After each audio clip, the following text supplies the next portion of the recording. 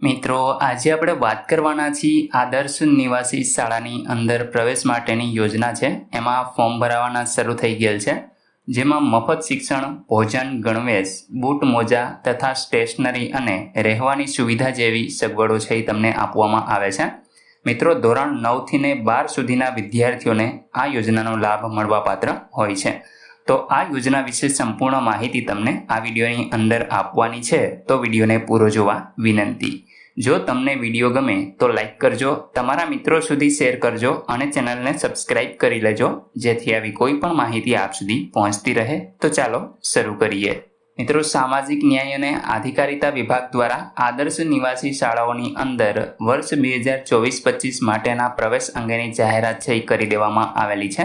સામાજિક અને શૈક્ષણિક રીતે પછાત વર્ગ, આર્થિક રીતે પછાત વર્ગ, વિચરતી વિમુક્ત જાતિ અને અનુસૂચિત જાતિ અને અનુસૂચિત જનજાતિ તેના તેજસ્વી વિદ્યાર્થીઓને માધ્યમિક તેમજ ઉચ્ચતર માધ્યમિક કક્ષામાં વધુ સારું શિક્ષણ મળી શકે તે હેતુથીને ગુજરાત રાજ્યમાં 33 આદર્શ નિવાસી શાળાઓ, જેમાં માધ્યમિક અને ઉચ્ચતર માધ્યમિક શાળાનો પણ અહીંયા સમાવેશ છે, તે કાર્યરત છે. શાળાની યાદી તમને eSamajKalyan.gujarat.gov.in ના વેબસાઇટ છે એમાં ઉપલબ્ધ છે, તો ત્યાંથી તમે જોઈ શકશો.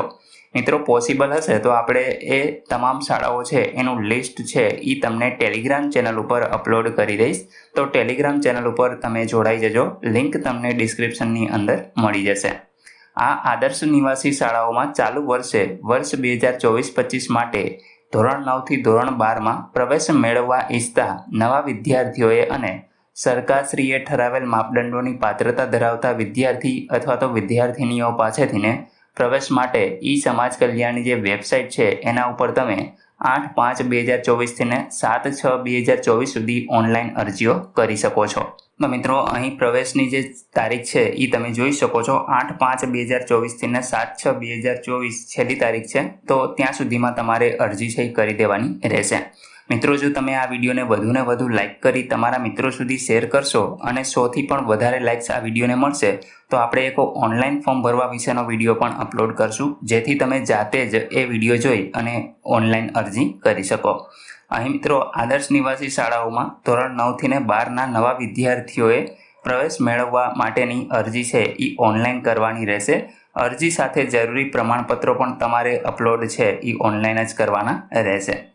જે તે આદર્શ નિવાસી શાળામાં ગત વર્ષમાં અભ્યાસ કરતા ધોરણ 9 અને 11ના જૂના વિદ્યાર્થીઓએ ચાલુ વર્ષમાં તેઓએ ધોરણ 10 અને 12માં પ્રવેશ આપ્યા બાદ મકાનની ક્ષમતાને ધ્યાને લઈ જગ્યા ખાલી હશે તો જ ધોરણ 9 થી 12માં પ્રવેશ છે એ મેળવવા ઈચ્છુક ઓનલાઈન અરજી કરનાર નવા વિદ્યાર્થીઓને મેરિટ મુજબ છે એ પ્રવેશ આપવામાં આવશે.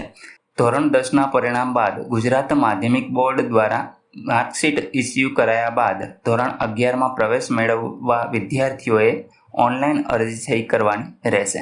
પ્રવેશ માટે અરજી કરનાર વિદ્યાર્થીએ જે ધોરણમાં પ્રવેશ મેળવવાનો હોય તેના પાછળના ધોરણની વાર્ષિક પરીક્ષામાં ઓછામાં ઓછા 50% ગુણ છે એ મેળવેલા હોવા જરૂરી છે.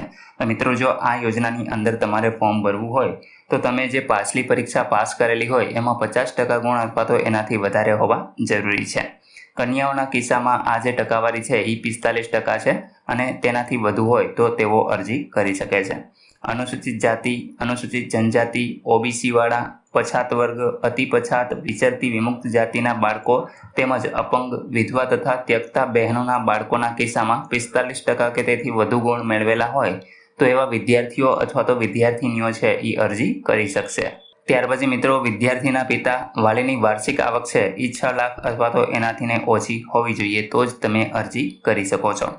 આદર્શ નિવાસી શાળામાં મકાનની ક્ષમતાને ધ્યાને લઈ ઓબીસી માટે 60%, આર્થિક રીતે પછાત વર્ગના 15%, અનુસૂચિત જાતિના વિદ્યાર્થીઓ માટે 12.5%, અનુસૂચિત જનજાતિના વિદ્યાર્થીઓ માટે 12.5% બેઠકો છે એ ખાલી રાખવામાં આવેલી છે.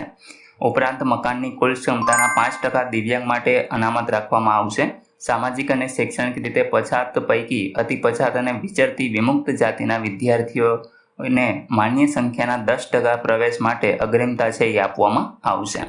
આદર્શ નિવાસી શાળાના પ્રવેશ અંગેના નિયમો તેમજ વધુ વિગતો છે એ તમને સમાજ કલ્યાણની વેબસાઇટ ઉપર જોવા મળશે, જેનો સંપૂર્ણ તમારે અભ્યાસ કરી અને ત્યાર પછી જ ઓનલાઈન અરજી કરવાની રહેશે. તેમજ આદર્શ નિવાસી શાળા અંગેની વિશેષ માહિતી જિલ્લા નાયબ નિયામક શ્રી, જિલ્લા સમાજ કલ્યાણ અધિકારી શ્રી, વિકસતી જાતિની કચેરીમાંથી પણ તમે મેળવી શકો છો. ઓનલાઈન અરજી કરેલ વિદ્યાર્થીએ ઓનલાઈન અરજીની કોપી અને અપલોડ કરેલા ડોક્યુમેન્ટની હાર્ડ કોપી જે તે જિલ્લાની આદર્શ નિવાસી શાળા અથવા તો જિલ્લા નાયબ નિયામક શ્રી, વિકસિત જાતિ, જિલ્લા સમાજ કલ્યાણ અધિકારી શ્રી, વિકસિત જાતિની કચેરીમાં જમા કરાવવાની રહેશે. હાર્ડ કોપી જમા કરાવતી વખતે અસલ પ્રમાણપત્રો તમારે સાથે લઈ જવાના રહેશે અને રૂબરૂમાં ચકાસણી કરવામાં આવશે. આ કામગીરી વિદ્યાર્થીઓએ અરજી કર્યાથી મોડામાં મોડી 9/6/2024 સુધીમાં સંપૂર્ણ કરી લેવાની રહેશે. હાર્ડ કોપી જમા ન કરાવનારની અરજી છે એ નામંજૂર કરી દેવામાં આવશે, જેને મેરિટ યાદીમાં ધ્યાને લેવામાં નહીં આવે. તેની તકેદારી તમારે રાખવાની રહેશે. તો અહીં મિત્રો જે પણ ફોર્મ તમે ભરો છો એ અહીં તમે જોઈ શકો છો નાયબ નિયામકની કચેરી અને જિલ્લા સમાજ કલ્યાણ અધિકારીની કચેરીએ છે એ તમારે જમા કરાવવાની છે અને ત્યાં તમારે ડોક્યુમેન્ટ જેટલા પણ તમે અપલોડ કરો છો એ ડોક્યુમેન્ટ તમારે ઓરિજિનલ સાથે લઈ જવાના રહેશે. સરકારશ્રીએ ઠરાવેલ નિયમ અનુસાર અરજી મંજૂર કરીને મેરિટ મુજબ છે તમને પ્રવેશ મળવા પાત્ર થશે. પ્રવેશ માટેની પ્રોવિઝનલ મેરિટ યાદી તેમજ અન્ય સૂચનો છે એ તમને ઓનલાઈન પ્રસિદ્ધ કરવામાં આવશે. એટલે કે મિત્રો તમને વેબસાઇટ ઉપર જ જોવા મળશે, જે માટે વિદ્યાર્થીએ સમયાંતરે વેબસાઇટ છે જોતું રહેવાનું રહેશે. શાળાના મકાનની ક્ષમતાને ધ્યાને રાખી તેમજ સરકારશ્રીના આરોગ્ય વિભાગ, શિક્ષણ વિભાગ અને સરકારશ્રી દ્વારા નક્કી કરેલા નિયમોના આધારે વિદ્યાર્થી અને વિદ્યાર્થિનીઓને પ્રવેશ છે આપવામાં આવશે, જેથી અરજદાર દ્વારા કરવામાં આવેલ અરજીના આધારે પ્રવેશ અંગેનો હક દાવો છે એ તમે કરી શકતા નથી. મીઠાના વ્યવસાય સાથે રોકાયેલા અગરિયાના વાલીઓના બાળકો, જેમાં કુમારની એક રાજુલા જિલ્લા અમરેલી, ત્યાર પછી ભચાઉ જિલ્લો કચ્છ, ધ્રાંગધ્રા જિલ્લો સુરેન્દ્રનગર, મોરબી અને કન્યા માટે સુરેન્દ્રનગર ખાતે મળી કુલ 5 અગરિયાની જે આદર્શ નિવાસી શાળાઓ છે એ પણ કાર્યરત છે. પ્રવેશ બાબતે કોઈ પ્રશ્ન ઉપસ્થિત થશે તો નિયામક વિકસતી જાતિ કલ્યાણ ખાતું, ગુજરાત રાજ્ય, ગાંધીનગરનો નિર્ણય છે એ આખરી રહેશે. મિત્રો આ જાહેરાત છે એ 6/5/2024ના દિવસે પ્રસિદ્ધ કરવામાં આવેલી છે, તમે જોઈ શકો છો. મિત્રો આની પણ PDF તમારે જોતી હોય તો આપણી ટેલિગ્રામ ચેનલ ઉપર હું અપલોડ કરી દઉં છું, ત્યાંથી તમે સરળતાથી આને ડાઉનલોડ કરી શકો છો. તો મિત્રો આશા રાખું છું કે આ યોજના વિશે તમને સંપૂર્ણ માહિતી મળી ગઈ છે. તેમ છતાં પણ કોઈ પ્રશ્ન હોય તો તમે કોમેન્ટ દ્વારા પૂછી શકો છો. વિડીયોને લાઇક કરજો, તમારા મિત્રો સુધી શેર કરજો અને ચેનલને અવશ્ય સબસ્ક્રાઇબ કરી લેજો, જેથી ઓનલાઈન ફોર્મ ભરવાનો વિડીયો હું જેવો અપલોડ કરું એટલે તમને એનું નોટિફિકેશન મળી જાય.